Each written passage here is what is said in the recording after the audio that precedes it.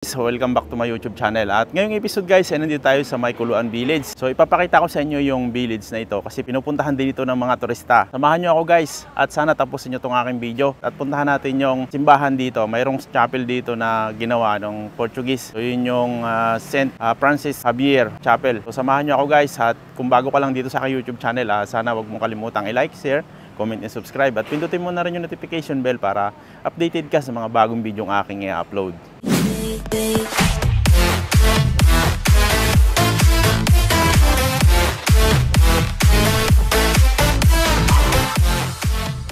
Hello guys, welcome back. Nandito tayo ngayon sa may Kuluan, yung health center dito sa Kuluan. Papasok tayo guys dun sa may loob nitong Kuluan. So ito yung public market dito sa Kuluan. Ayan, maliit lang na community itong Kuluan Village guys. So nandito ito sa southern part ng Macau.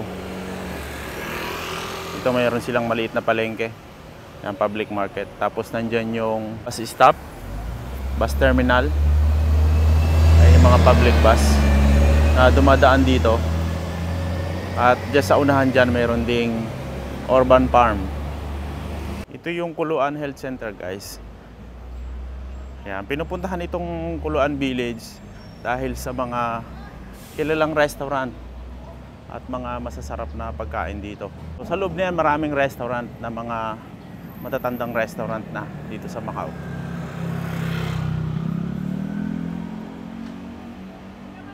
So samahan niyo ako guys. Ikutin natin itong Kuluan Village. Maraming restaurant dito guys. Ito. Talagang pinupuntahan ng mga turista itong lugar na to. Lobster Bun. Cafe. So may mga kababayan din tayong nakatira dito sa lugar na to. Dito sila nangungupahan. Malayo na ito sa sentro ng Macau. May mga grocery din ditong maliliit. Pero hindi siya katulad ng mga grocery sa Macau na malalaki.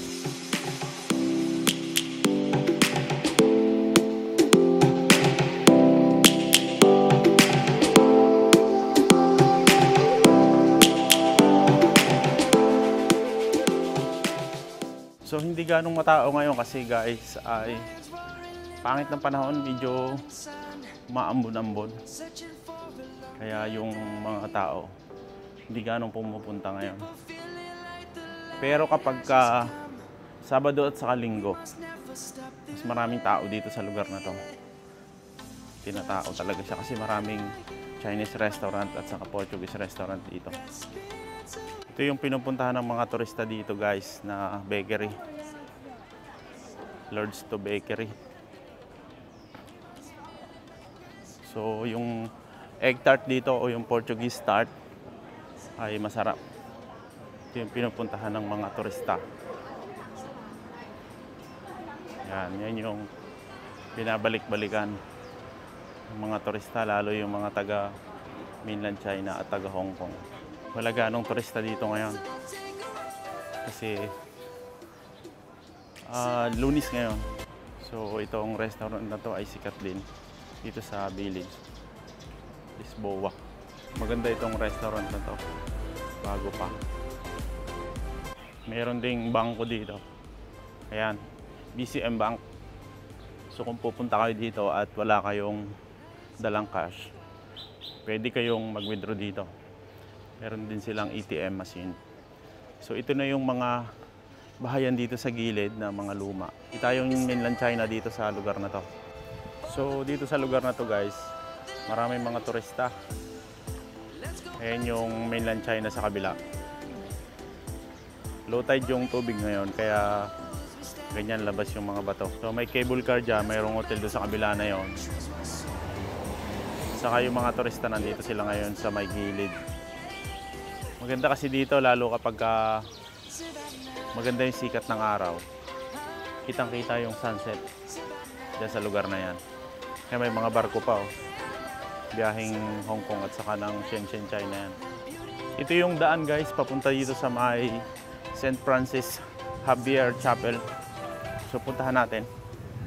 Pakita ko sa inyo. So dito lang itong daan na to sa may malapit sa health center sa gilid. Malapit sa dagat. So ayan, ang daming tourist dito.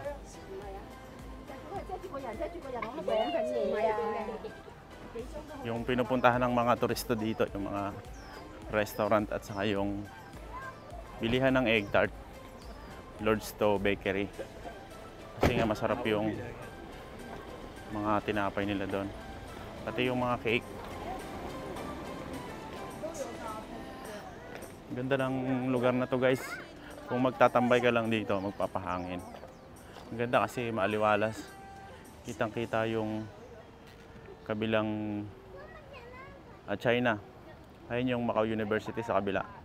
Yung mga building na yan. Ito yung St. Francis Xavier Chapel. Tinayo siya noong 19th centuries ng mga Portuguese. So ayan guys, oh. Restaurant yung labas ng chapel na to. Mga Chinese restaurant. Ayan yung mga hinahanda nila mga pagkain dito, yung mga isda na ganyan, nakalagay sa aquarium. Tapos lulutuin nila. Sarado na yung chapel ngayon kasi gabi na. Alas 7 na ng gabi. Kapag Sabado at Linggo, ang daming kumakain sa restaurant na to. Punong-puno ng tao. Ito yung gilid. Napakaraming tao ditong namamasyal, mga turista. So kapag ka napasyal kayo guys dito sa Macau, puntahan nyo itong Kuluan Village. Maganda dito. Ito yung lugar na pinupuntahan ng mga turista.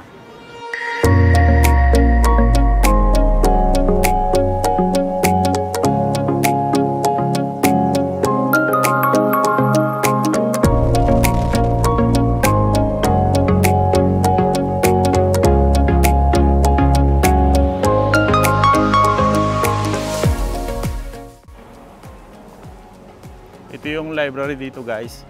Matanda na tong library na to. Pinupuntahan din to ng mga turista. So pasok tayo dyan guys sa loob.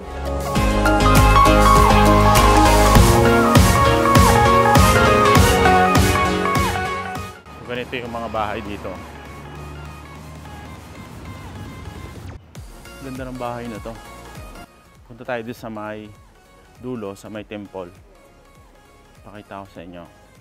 Matanda na yung temple dyan. Sobrang luma na. Maliit lang siya. Hindi katulad dun sa may Tin Hau Temple sa taas ng bundok. Merong temple doon na malaki. Pinupuntahan din ng mga turista. So kapag pumunta kayo doon, merong libreng shuttle bus. Matanda na tong temple na to. Mas naunang ginawa itong temple na to kaysa yung doon sa taas yung Tin Hau Temple. Mas matanda ito.